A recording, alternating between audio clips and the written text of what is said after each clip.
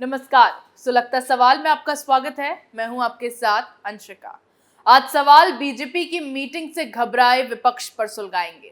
मोदी को हराने के विपक्ष के सपने पर कैसे पानी फिरने वाला है वो बताएंगे। लोकसभा चुनाव से पहले विपक्षी पार्टियां लामबंद होकर बीजेपी की काट तलाशने में लगी है। मोदी लहर पर ब्रेक लगाने को लेकर विपक्ष में खलबली मची हुई है, लेकिन विपक्ष की ये टेंशन अब और भी ज्यादा बढ़ गई है, क्योंकि पीएम मोदी ने अपने विदेशी दौरे से लौटते ही 2024 की कमान अपने हाथों में ले ली और एक के बाद एक ऐसे मास्टर प्लान तैयार किए हैं जिससे विपक्ष में भगदड़ मची हुई है। मेरा बूथ सबसे मजबूत कार्यक्रम में पीएम मोदी ने पहले तो यूसीसी को लेकर बड़ा बयान दे दिया, जिससे विपक्ष के नेताओं की नींदें उड़ी हुई हैं। और अब इसी सिलसिले में दिल्ली में बीजेपी की हाई लेवल मीटिंग बुलाई गई। इस मीटिंग में ऐसे ऐसे फैसले लिए गए हैं जिससे विपक्षी नेताओं की हवाइयां उड़ने वाली हैं। इसके अलावा कुछ ऐसे प्लान तैयार किए गए हैं जिसके बाद विपक्षी एकता भी हिल जाएगी। चुनाव से पहले बीजेपी की जोरदार तैयारियों पर तमाम सवाल सुलग रहे हैं।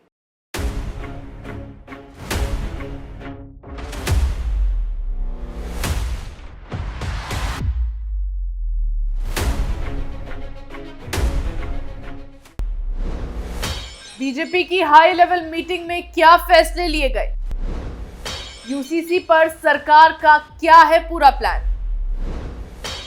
बीजेपी की मीटिंग से कैसे विपक्ष में मची भगदड़? 2024 को लेकर बीजेपी का क्या है मास्टर प्लान? मोदी सरकार ने इस बार देश भर में यूसीसी को लागू करने को लेकर पूरा मन बना लिया है। इस मामले पर मोदी के एक एक बढ़ते कदम से विपक्ष की टेंशन हाई होती जा रही है। 2024 के लिए विपक्ष एक तरफ तो मोदी के खिलाफ मोर्चा खोलकर बैठा है, बीजेपी की मजबूती को कमजोर करने और मोदी लहर को खत्म करने के रास्ते खोज रहा है, और दूसरी तरफ विपक्ष के सपनों पर पानी फेरते हुए पीएम मोदी ने 2024 की कमान अपने हाथों में ले ली है। हाल में पीएम मोदी ने पहली बार यूसीसी पर खुल के बात की। अब खबरों के मुताबिक मॉनसून सत्र के बाद यूसीसी को लागू किया जाएगा। इससे विपक्ष में भगदड़ मची हुई है। विपक्षी नेताओं ने एक बार फिर मोदी सरकार के इस फैसले पर छाती पीटना शुरू कर दिया है। वो सरकार को घेरकर इस कानून से घबराए जिहादियों और मौलानाओं को खुश करने में लगे हुए हैं।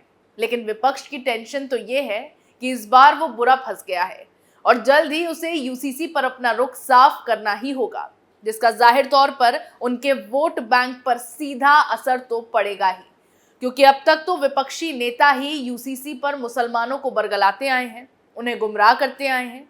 पर अब ऐसा नहीं होगा। अब इस पूरे तमाशे के बीच पीएम मोदी ने दिल्ली में हाई लेवल मीटिंग बुलाई, जिसने फिर से विपक्ष की बेचैनी बढ़ा दी। दिल्ली में हुई हाई लेवल मीटिंग करीब 5 घंटों तक चली और इसमें यूसीसी पर लंबा मंथन हुआ। इस मीटिंग में गृह मंत्री अमित शाह, भाजपा अध्यक्ष जेपी नड्डा और संगठन महामंत्री बीएल संतोष मौजूद रहे। यूसीसी पर पीएम मोदी की घोषणा के बाद हुई ये लंबी मीटिंग काफी अहम मानी जा रही है। जानकारी के मुताबिक इस मीटिंग में यूसीसी को लागू करने के तरीकों और उस पर कदम आगे बढ़ाने की रणनीति पर चर्चा हुई है। इसके अलावा बैठक में आने वाले दिनों में कैबिनेट विस्तार और भाजपा में फेरबदल पर चर्चा होने की भी खबर सामने आई है। माना जा रहा है कि भाजपा अलग अलग राज्यों के कुछ नेताओं को कैबिनेट में जगह दे सकती है। इसके अलावा कुछ बड़े नेताओं को संगठन में जगह दी जा सकती है ताकि चुनाव अभियान को धार दी जा सके। प्रधानमंत्री ने तो पहली बार समान नागरिक संहिता पर खुलकर मेरा बूथ सबसे मजबूत कार्यक्रम में अपनी बात रखी ही थी, लेकिन इससे पहले विधि आयोग ने इस मसले पर सिविल सोसाइटी और अहम संगठनों से जुड़े लोगों से राय मांगी थी। राय देने की समय सीमा 14 जुलाई को समाप्त हो रही है। उसके बाद इस पर कोई फैसला लिया जा सकता है। इस बीच उत्तराखंड सरकार की ओर से बीते साल बनाई गई समिति भी समान नागरिक संहिता पर अगले 2 से 3 सप्ताह में रिपोर्ट देने जा रही है। खबरों के मुताबिक भाजपा नेतृत्व चाहता है कि पहले इसे उत्तराखंड में लागू करके देख लिया जाए कि इसके क्या असर होते हैं। इसके बाद ही पूरे देश में समान नागरिक संहिता को लागू किया जाएगा। भाजपा को लगता है कि चुनावी साल में ये ऐसा मसला है जिससे हिंदुत्व का कार्ड चल सकता है। इसके अलावा ध्रुवीकरण के लिहाज से भी ये अहम है। देखा जाए तो जिस तरह से यूसीसी पर कांग्रेस समेत कई विपक्षी दलों ने इस पर छाती पीटना शुरू कर दिया है, तो जाहिर तौर पर आसानी से तो वो इसका समर्थन नहीं कर सकते। ऐसे में मुखर विरोध को भाजपा अपने फायदे में ही देख रही है। फिलहाल देश में सिर्फ गोवा ही एकमात्र ऐसा राज्य है जहां यूसीसी लागू है। 1867 में पुर्तगाल ने यहां एक पुर्तगाली नागरिक संहिता लागू की थी और 1969 में इसे पुर्तगाल के विदेशी प्रांतों, जिसमें गोवा भी शामिल था, वहां तक बढ़ा दिया गया था। आजादी के बाद भी इसे बरकरार रखा गया। अब इसे गोवा सिविल कोड के नाम से जाना जाता है। गोवा में हिंदू, मुस्लिम और ईसाई समेत सभी धर्म और जातियों के लिए एक फैमिली लॉ है, यानी शादी, तलाक और उत्तराधिकार के कानून हिंदू, मुस्लिम और ईसाई सभी के लिए एक समान है। वहीं पिछले साल 27 अप्रैल को उत्तराखंड सरकार ने राज्य में यूसीसी लागू करने के अपने फैसले की घोषणा की थी। इसके अलावा असम के मुख्यमंत्री हिमंता बिस्वा शर्मा भी इस कानून की वकालत कर चुके हैं। साथ ही गुजरात सरकार ने भी इसे लागू किए जाने का समर्थन किया है। मोदी सरकार के फैसले को मिलते समर्थन के बाद अब जल्द ही देश भर में इसे लागू किए जाने का फैसला लिया गया है। वहीं अगले कुछ दिनों में होने वाले विधानसभा चुनावों और लोकसभा चुनावों के लिए भी बीजेपी ने रणनीति तैयार की है। इसे लेकर भाजपा लगातार सक्रिय हो गई है। भारतीय जनता पार्टी जनता के बीच अपनी पकड़ बनाए रखने के लिए लगातार योजना बना रही है। अब आगामी चुनाव को लेकर पार्टी की तैयारियों और माइक्रो मैनेजमेंट के लिए बीजेपी के क्षेत्रीय नेताओं की बैठक की बड़ी योजना तैयार की गई है। बीजेपी ने पहली बार पार्टी के कामकाज को सरल बनाने के लिए देश भर को 3 अलग अलग सेक्टर में बांट दिया है और तीनों सेक्टर्स की अलग अलग बैठक बुलाई है। बीजेपी ने इसे उत्तरी क्षेत्र, दक्षिणी क्षेत्र और पूर्वी क्षेत्र में बांटा है। ये बैठक अगले महीने बुलाई गई है और इस बैठक की अगुवाई पार्टी के राष्ट्रीय अध्यक्ष जेपी नड्डा करेंगे। अगले हफ्ते लगातार 3 दिन होगी बैठक। देश के अलग अलग हिस्सों में अगले महीने बीजेपी के अध्यक्ष जेपी नड्डा और संगठन मंत्री के साथ हर एक क्षेत्र के प्रमुख नेताओं के साथ बैठक की जाएगी। बीजेपी की ये अहम बैठक 6, 7 और 8 जुलाई को होगी।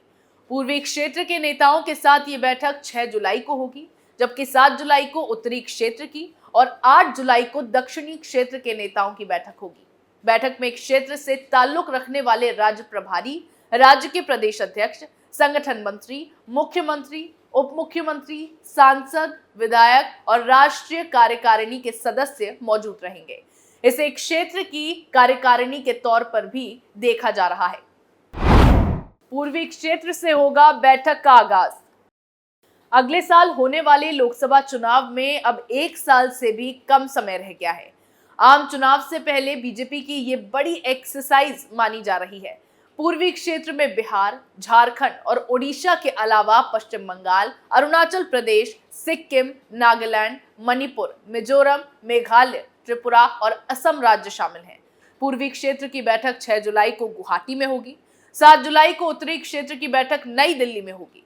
उत्तरी क्षेत्रों में हिमाचल प्रदेश, पंजाब, चंडीगढ़, राजस्थान, जम्मू कश्मीर, लद्दाख, गुजरात, दमन, दीव, दादर, नगर हवेली, मध्य प्रदेश, छत्तीसगढ़, उत्तराखंड, दिल्ली, हरियाणा और उत्तर प्रदेश जैसे राज्य शामिल हैं। सबसे अंत में बैठक दक्षिण क्षेत्र के नेताओं के साथ होगी। दक्षिणी क्षेत्र के नेताओं के साथ ये बैठक 8 जुलाई को हैदराबाद में होने वाली है। इस क्षेत्र में केरल, तमिलनाडु, कर्नाटक, तेलंगाना, आंध्र प्रदेश, महाराष्ट्र, मुंबई, गोवा, अंडमान और निकोबार, पुडुचेरी और लक्षद्वीप शामिल है। पीएम मोदी की योजनाएं हर बार अनोखी ही साबित होती हैं और इस बार भी ऐसा ही होने वाला है। विपक्ष मोदी को हराने की रणनीति ही बनाता रह जाता है और पीएम मोदी ऐसा खेल कर जाते हैं कि विपक्षियों के होश उड़ जाते हैं। इस बार भी जोरों शोरों से बीजेपी की रणनीति तैयार करने पर काम किया जा रहा है। राहुल ने फिर खाई मोदी से मात, सर्वे में हुआ बड़ा खुलासा। आगामी लोकसभा चुनावों के लिए प्रधानमंत्री मोदी अपनी लगातार 2 सरकारों की उपलब्धियों के नाम पर वोट मांगेंगे।